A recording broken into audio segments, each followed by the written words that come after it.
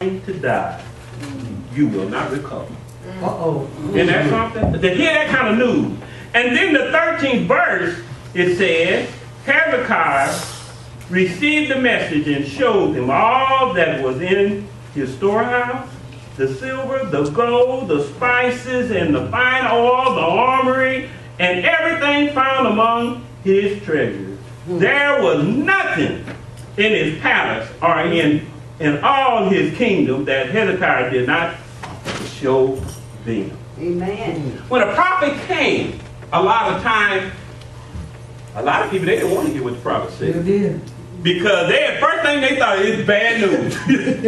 But no, don't prophesy over me because you can't get ready to tell me something bad during that time. But when it did come and they knew it came from the God, they knew for sure it was going to happen. That's right. That's why the king and everybody kept the prophets all the way around, all around. And it wasn't all the time they wanted to hear what they had to say. But when God has put it on you to say it, that's what you're supposed to do. God has called some of you to say. Amen. That's your calling. And if you don't open your mouth and say, God's going to get you. Amen. Amen. That's the word. Amen. Amen. Amen. But here, Isaiah came to Hezekiah. Being a good king, he was a good king. He had a good life. Now, hear me, he lived a good life. And he told him, you need to, he got sick, like he said.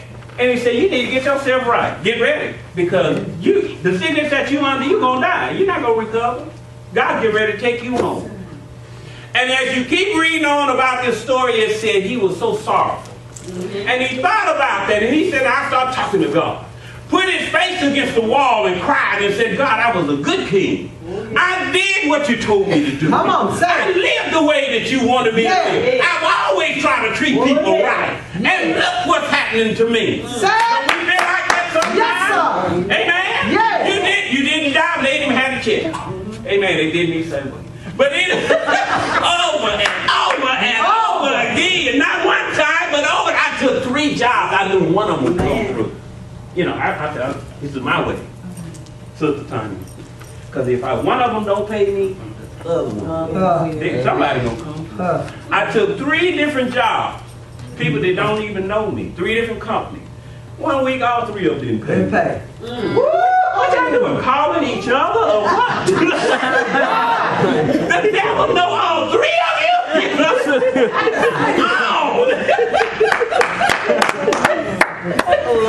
I mean, come on. Everywhere you turn, this time it is like that in your life. But no matter what you go through, God is going to bring you through it. But when he blesses you, you got to bless him back. That's right. That's right. If he increase your finances, you need to increase your giving. That's right. That's right. He cannot bless what you don't do. Amen. Amen. You got to plan it. You got to plan it and he'll give the increase. Yes, he will. Amen. This is how it works. When your job increases, yeah, he's going to promote you. But you need to start promoting him. That's right. You need to start giving back to God. You need to start doing everything. And like Mother said, you can't be God-given. Every time she feeds somebody. Yes, sir. Every time she feeds somebody, she looks over there and there's more food in that house. Yeah. My grandmother on one side of my family and on the other side, they fed everybody. Man.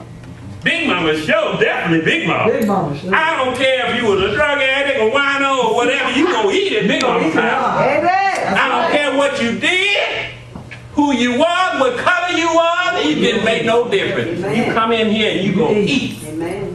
Guess what? Because of that blessing that came from Big Mama fell on all the kids. That's right. And nobody was gonna go hungry. That's right. Nobody. I don't care if you don't have no money in your pocket, you're going to have food on the table. That's right. Nobody. Amen. You got to know it. Gotta know. You got to know it. But here Hezekiah, when he prayed and he told God about that, and said, Lord, I did what you told me to do. Yes. Amen. Before he can get it, the prophet can get her away from his house, probably like a courtyard or whatever. He stopped and said, he had to go back in there and tell him. He said, God told him to go back in there and tell him. Tell him I heard you cry. Hey! Tell him when you called on me, I heard it. But God know all the time you. He know what you're doing. He know what you're going through. Sometimes he's waiting for you to call on him.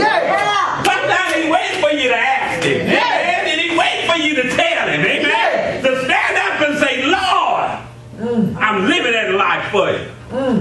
And he said, I'm going to give you, I heard you cry, I'm giving you 15 more years. Wow. Amen. You're going to live 15 more years.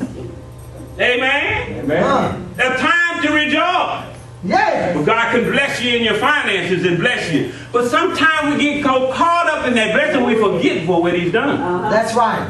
Amen? Yeah. Before I tell you this, one of my friends, he said, you know, I remember back when I was younger, I was sitting out there, didn't have no money in my pocket, and this lady just walked up to me right at this shopping center and said, God want to bless you.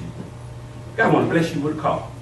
And he told me to tell you to go down into this car dealership, call the name out, and you just walk in there and tell them God sent you and tell them what you want. Come on. Man. Oh my God.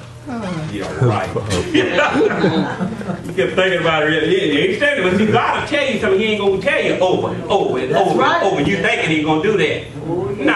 No. When he tell you, you better be listening and ready to move. Right. That's When he right. said, no, he only said build the ark. That's He right. didn't tell him over and over and over and over for 120 years. He said build the ark. That was it. Well, you listening to God? He went down there to that car dealership, walked in there, and he said, God sent me in here, and I need a car. I don't have no money, and I need to go. And God said, go. The man was looking at him, he said, okay, what kind of car you want? He looked at him, he said, well, you ain't gonna be like that? He said, well, really, I was thinking about this sports car. He said, what color do you want on it? He said, Whoa.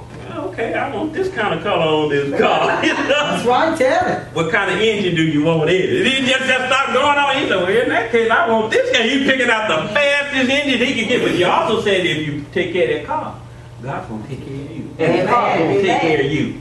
Went through all of that, put the right kind of engine in it, the color, the music, and everything right off the floor. Had it all. That's He said, I don't right. have no money. He said, what do you want? Tell If it. he told you, he told him too. That's right. Yeah. Whoa. Tell it. He already told him he's going to come in here. That's right. You don't even know him. That's the truth. But I've already blessed you. And when he walks in, you bless him. Come on. Amen. That's what I You was see, talking I got about. ahead of you. Yeah. I already told him to come. That's But I've right. already blessed you. Now you bless him when he walk in. Amen. Tell the He said, story. I got the car, everything. Didn't have nothing, not even no down payment, not even money to put gas in that car. I got in there and asked her food. See how we do? He said, boy, I got in that car, put my foot in the floor. I went, especially with that kind of engine. I had the wheels squealing and everything. Before it was over with, I ended up with 3 engines in that car. He said, and then one day, I'm flying down that highway just squealing it with that car. And then all of a sudden, it was just like something reached over and grabbed the steering wheel, holding it, and carried that car like this, right off the highway, going right into this tree. And I'm going right into the tree, just sliding, and said, God was talking to me. Yeah. He said, okay. Remember what I told you? That's He right. just sitting in there riding right on this tree, and he stopped it before he killed it. God said, you gotta thank you. Gotta do what he tell you to do. Amen. Hezekiah, as soon as he found out, went along after that. Most people don't talk about this part of it. Yeah, he gave him the 15 years. Yeah.